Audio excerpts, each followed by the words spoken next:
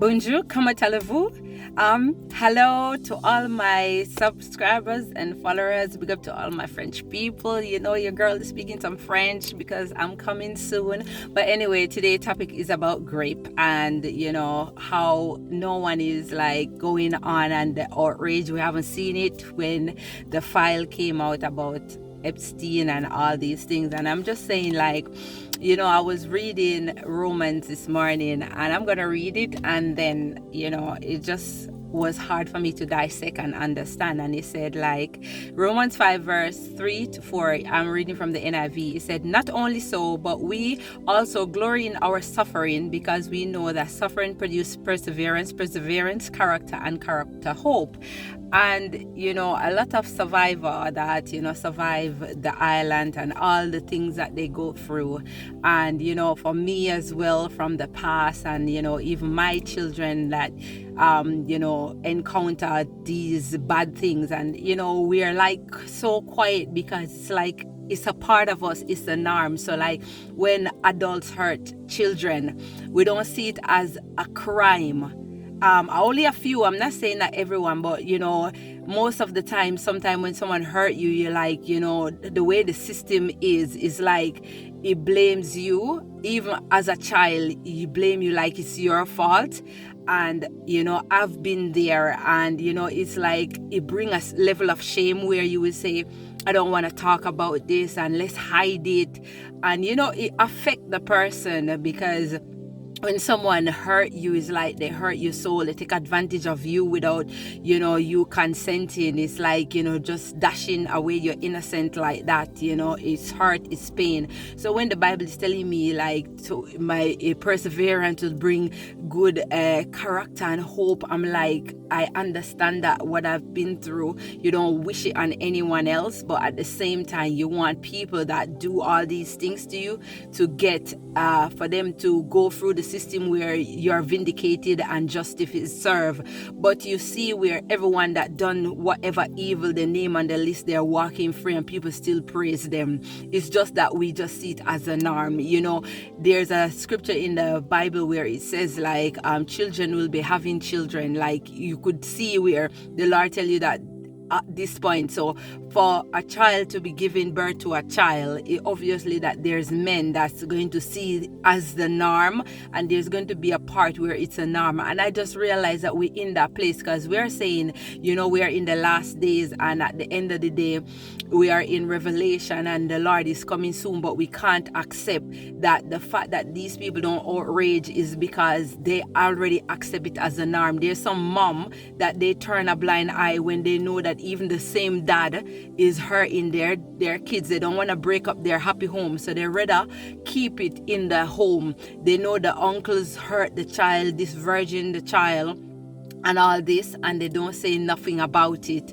You understand? There's ladies that they marry and the man mess with their daughters, mess with their son, and they keep it hush hush. And even for me, as I said to you, like, there's a guy that I was dating and he said he's a born again, preaching and doing all kind of thing, and he tried to hurt my son.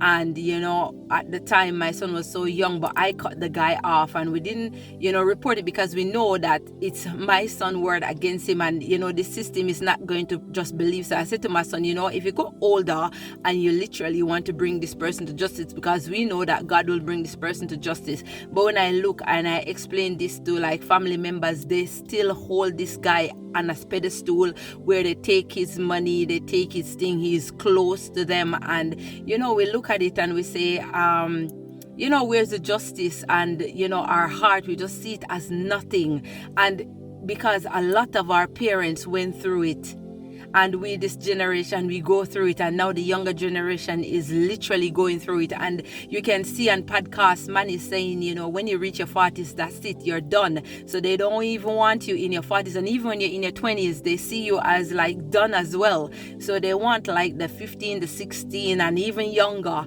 So they try to put that limit on it, that the older you are, that you're done, you're meant to pack in and throw away in the garbage bin, and the younger you are, the fresh and more fertile fertile and fruitful and vibrant and more appealing to men.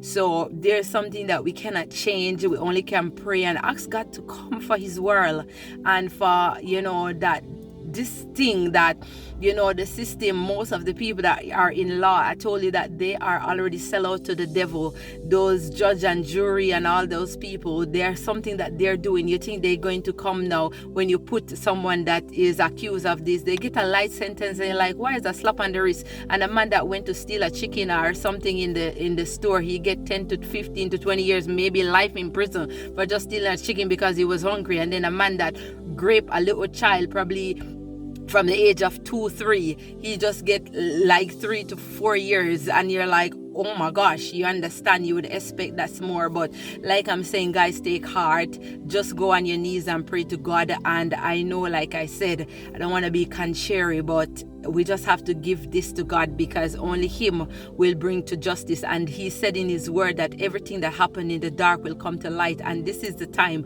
where everything that is hidden is coming out, and all because God is still pulling back everything. He's shedding the darkness.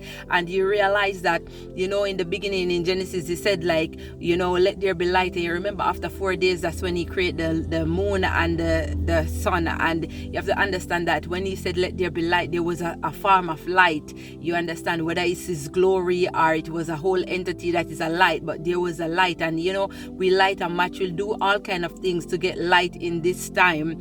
And so you can see that light is a different source. So that God will shed light in whatever darkness it is, and everyone that is going through it, like the Lord said, have hope, because everything will come to light, and you will get that peace that you want. So don't hold bitterness, don't hold anger and rage inside of you, because God will deal with all these people. They will never get away. There's a place where everyone have to pay their penalty. They have to pay for all the evil deeds that they have done. And like I said, I don't see anyone doing no placard, anyone walking around and protesting. The kids are hurt, the kids, where's the kids, the babies, they're eating the babies and everything. How can they? Half of the people, they go out and they take the baby, like I always condemn that, they take the baby from out of they flush it out, and then they give it to these people that is a system where they convince you that if you get grape or anything, you can flush it out. Then they take it and they